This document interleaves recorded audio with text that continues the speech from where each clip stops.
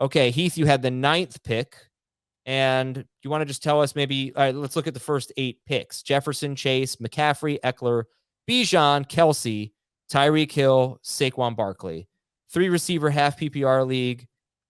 What's your thought process here with the 9th overall pick? I mean, in full PPR, I'm pretty stoked to get Cooper Kupp at number 9, but in half PPR, I would have preferred Barkley. Took Cooper Kupp there, took Jonathan Taylor. Now, I think I probably, going back, had Josh Jacobs ranked ahead of Cooper Kupp, and this is the second time this has happened in mock drafts in the last 3 weeks where I've thought, well, nobody else is going to take Josh Jacobs before I take him in early round 2, so I'll just take somebody else in late round 1. And then somebody else took Josh Jacobs right before I picked in round 2. So I may have to stop saying that nobody else is going to take him before I get to pick again.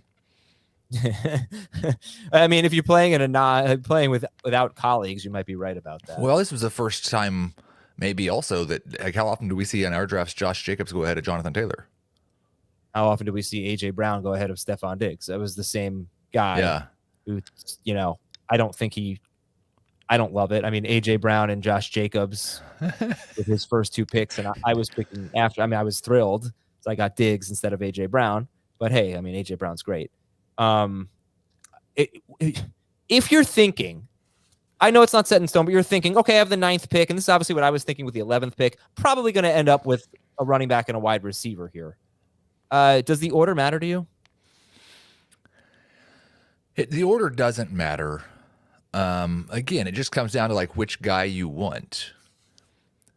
And I think like knowing that I could have either Jacobs or Taylor, one of those guys was going to fall to me at 9, which is the way it turned out, then I definitely want to take a wide receiver first because I would have taken Jacobs or Taylor at 9, and Kupp wasn't going to be there in the second round. Right. Yeah, I mean, if you look at round 2 in a half PPR league, and picks 13 or 14, 15, and 16 are Chubb, Jacobs, and Jonathan Taylor, and you still have Pollard and Henry. It's a strong round of running backs. All right, so let's talk about what we're going to see, though. That's the thing. We're going to see a lot of these guys in round 2, especially if Jacobs' holdout continues. So, you asked, do you have a preference, wide receiver or running back? I think you're going to take the wide receiver, or you should. You see wide receiver? In the first round, yeah, just because, I mean, look, if everybody's healthy, is there that much difference between Taylor and Jacobs? Is there that much difference for what we're going to see between Barkley and Pollard?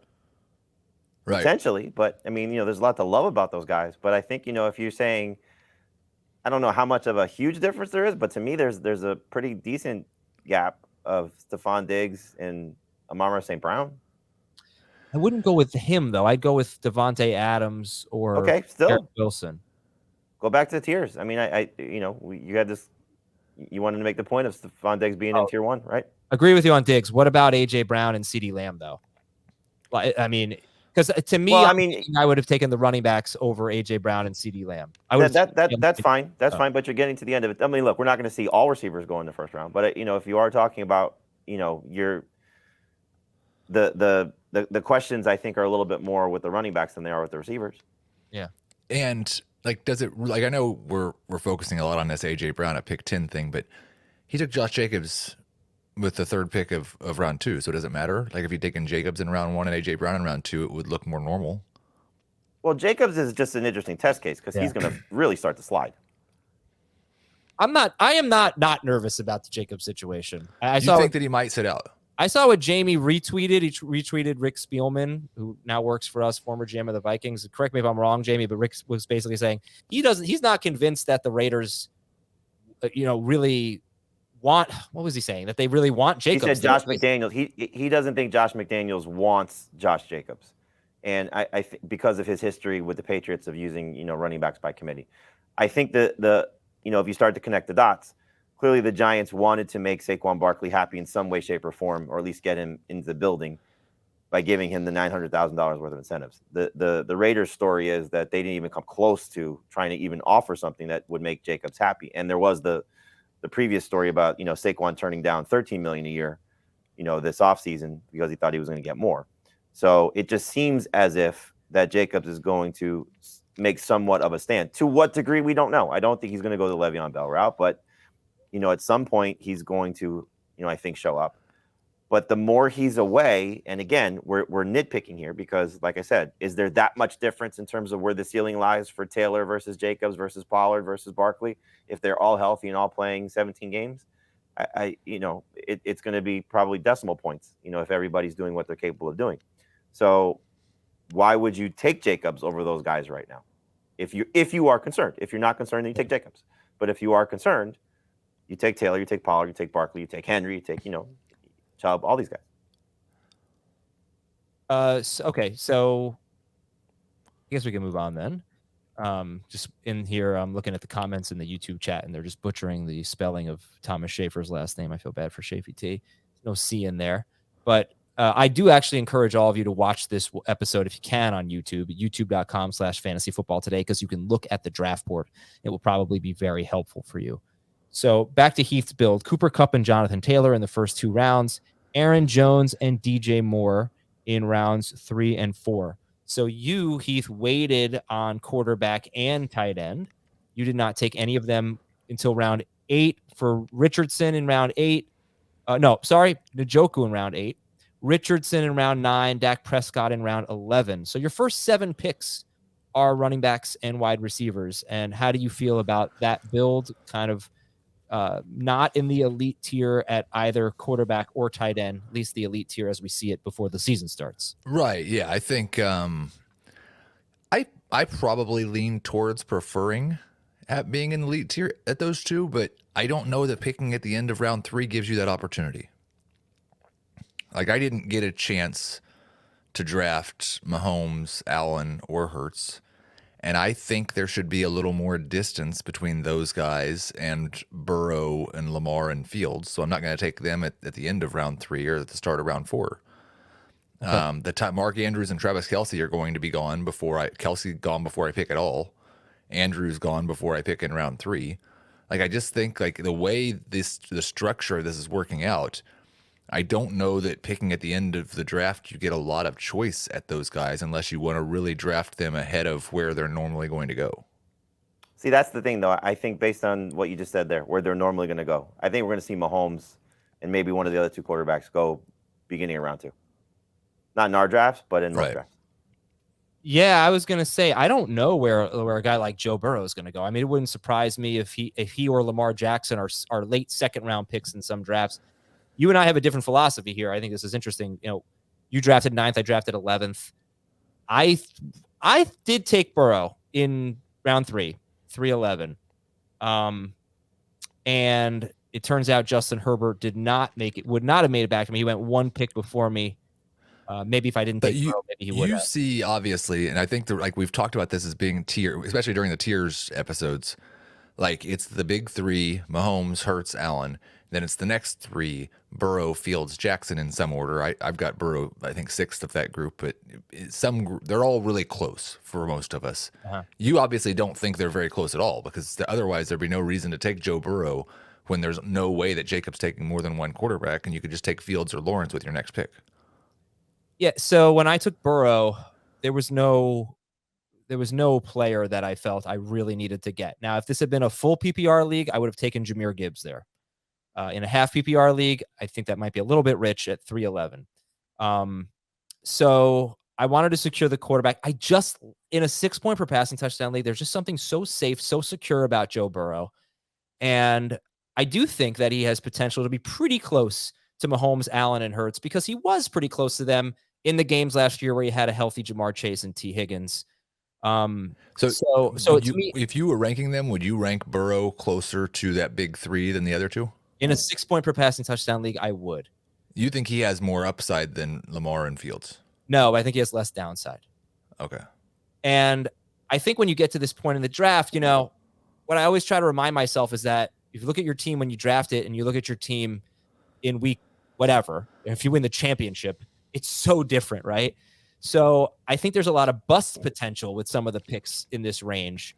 So I just said, you know what, I'm just going to take Joe Burrow, get a guy that is super safe and has big upside. I think he could score more than 28 points per game. I don't think he can get to 30, 31. I don't think he can have that kind of season. But 28, I think, is realistic in a 6-point per passing touchdown league. So I wanted that quarterback.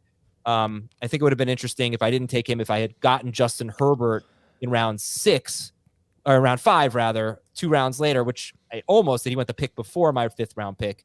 Then I would have felt silly about it, but I decided it was worth it to take Burrow there. But who'd you? Oh, right. So you waited on quarterback and you got Richardson. Back to your team. Sorry, Heath. Kupp, Taylor, Aaron Jones, DJ Moore, then Christian Kirk.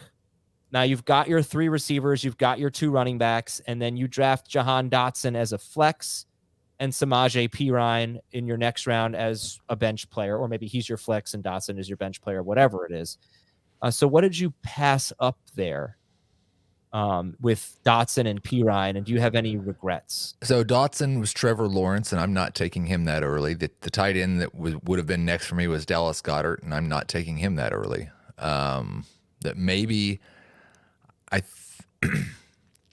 like those running backs, Perine, Cam Akers, Rashad White. I don't have a big difference between James Cook. I don't have a big difference between those guys in my projections or my rankings. So I don't. As far as quarterback goes, I don't feel like I missed out because I feel like Anthony Richardson has as much upside as the elite guys, and Dak Prescott has as much floor as anybody. Okay. And when you look at your first 5 picks, Kupp, Taylor, Aaron Jones, DJ Moore, Christian Kirk, do you feel better about your wide receivers or your running backs at that point? And just one last time, I'll read them. He's got Taylor and Aaron Jones at running back. He's got Cooper Kupp, DJ Moore, and Christian Kirk. And your 6th pick was Dotson instead of a guy like Rashad White or Cam Akers or Kamara, who was off the board in round 6. So did you feel better about running back or wide receiver after your first 5 rounds? I felt better about running back than wide receiver. That's why my next pick was a wide receiver as opposed to a running back. But I feel pretty good about both of those. And that's why I hate that pick at the end of round 3. You talked about it too when you took Burrow there. Maybe I should just start taking quarterbacks there. Because generally, that's where my rankings diverge the most from what everybody else is doing. I think my top 3 players in my queue when I picked Aaron Jones might have been Aaron Jones, DJ Moore, and Christian Kirk. I know, I agree. I like the late pick in the first 2 rounds, right? I mean, I think if you have a late pick, you're probably going to love your first 2 picks, but you're not getting, unless you're willing to take Mahomes, Allen, or Hurts, you're not getting them. So, I mean, it is pretty interesting. Like Heath, when you look at round 2 here, you took Aaron Jones. You would have taken Mark Andrews. He went 1 pick before you. Where is the end of the players that you're just super stoked to have? Mark Andrews. And all the guys who went before them, are you super stoked to have Higgins, Olave, Mixon, Hurts, Allen, Etienne, Calvin Ridley? Ridley's probably the one that doesn't fit in that group for me, but he's getting closer. But I've got Ridley closer to a round 4 pick, but all the rest of those guys I feel really good about drafting in round 3. Now I think I'm probably on more of an island with Mayron on Travis Etienne. He took him in round 3. I like Etienne in round 3. A lot of people don't. But no, the rest of those guys I feel really good. So I guess there's 6 or 7 in the 3rd round that I really like. Okay. All right, Jamie, your thoughts on Heath's team? It's Anthony Richardson at quarterback, David Njoku at tight end, with Dak Prescott as a very important backup here. Aaron Jones, Jonathan Taylor, Cooper Kupp, Christian Kirk, DJ Moore, Jahan Dotson at flex, also Samaje Perine an option. And on his bench are the players that hopefully will get signed soon, Zeke and Fournette, and Jalen Warren and Rashad Bateman. Your thoughts on Heath's team at the 9 spot? Yeah, no, I love the starting group. You know, the flex is going to be interesting depending on the Denver situation because Samaje Perine could still be a home run depending on what happens to Javonte Williams there. And I know he's probably a little bit higher on Dotson than most, but he's got as much upside, I think, as a lot of the second-year wide receivers. And the same with Bateman if he's healthy, you know, so his receivers are great. I think he did exactly what you should do when you draft Anthony Richardson, especially if you know your league. And so, you know, the way that he, I think, played this out, and I'm just looking at it, like Jacob ended up with Geno Smith and Daniel Jones. So I think he could read that maybe he wasn't going to jump in on Dak Prescott at some point. And we know, like some of our other managers in this league tend to wait on quarterback as well. So, you know, to end up with those 2 guys, that's the perfect safety, you know, valve for Anthony Richardson's flaws. So yeah, it's a great group. I don't love his bench, but I think, especially his running backs, but I think as long as, you know, Jones and Taylor are healthy, that's a great duo.